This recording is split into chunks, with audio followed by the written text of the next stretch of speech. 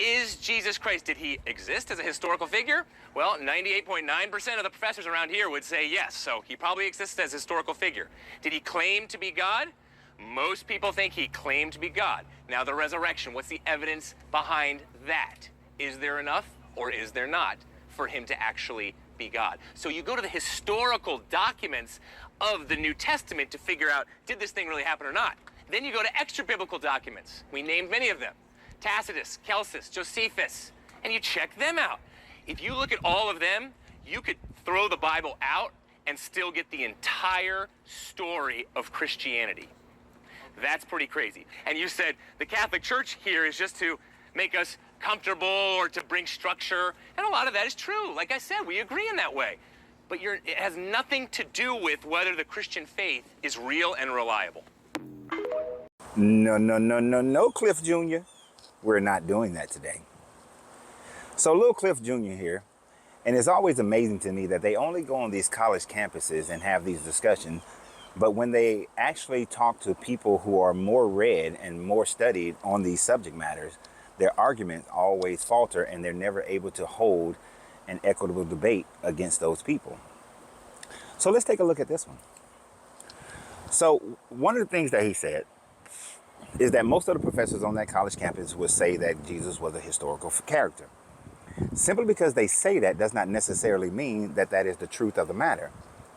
Many college professors will go ahead and say that because they are afraid of being targeted as someone who says that Jesus is a literary character and is not a historical character. Now, when you look at the writings of Josephus, what you will see is that Josephus spoke about 4 different Yahshua or Messiah types who were claiming to be the Messiah in and around early 1st century. He is not proclaiming Jesus, and we know that the Testimonium Flavianus is an addition to his work, which makes it a forgery.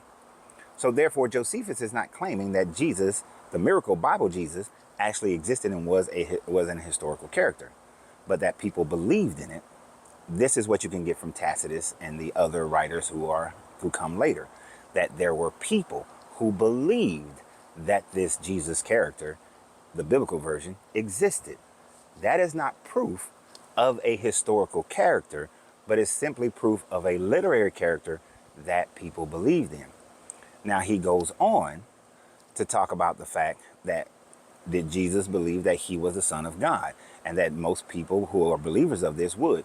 Well, that goes without stating, because the people already are predisposed to believe in it. So of course they would. If you believe in the spaghetti monster, then that makes the spaghetti monster real to those people who believe it. If you believe in Klamadrav and his son Gordon, then you will believe, those believers that are not validation that Klamadrav and Gordon actually exist. That's just what people believe, and belief is not facts. Now, the biggest issue that I had is that he goes on to say that if you were to, in order to prove the resurrection, if you threw out the Bible, then all other extra biblical writings will demonstrate that the resurrection happened. Well, the first mistake is that he's saying, wait a minute, let me go back a little bit. The first mistake that he's saying is that the Bible is actually historical documentation, when the Bible is not historical documentation of what actually happened, but historical documentation of what people believed happened. So there is no archaeological evidence or any other evidence that a resurrection ever happened. So the biblical records, the Bible, is not historical documents, but they are just documents that people believed. I can say the same for the Iliad and the Odyssey. It's documents, people believed it, but does that mean Achilles existed? Does that mean Cyclops exists? Does that mean the Sirens exist? Most people will say no, it does not exist, because they understand that these were literary characters written about a war that actually happened, but that those things were not true things that actually happened. The same thing is evident for the Bible. So the extra biblical record, if you threw out the Bible and only looked at what Tacitus and Celsius and Pliny and Josephus wrote, in no way, shape, or form does it give you the entire understanding or teachings of the Bible. Pliny didn't write long dissertations on what Christians believe. Tacitus did not write long dissertations on what Christians believe, nor did Josephus. None of them wrote about drawing the line in the sand. None of them wrote about the Passover meal. None of them wrote about the stone being moved and Mary and the different variations of who came to the grave. None of them wrote about the apostles seeing them in either Bethany or Galilee or Jerusalem, because there are 3 different accounts.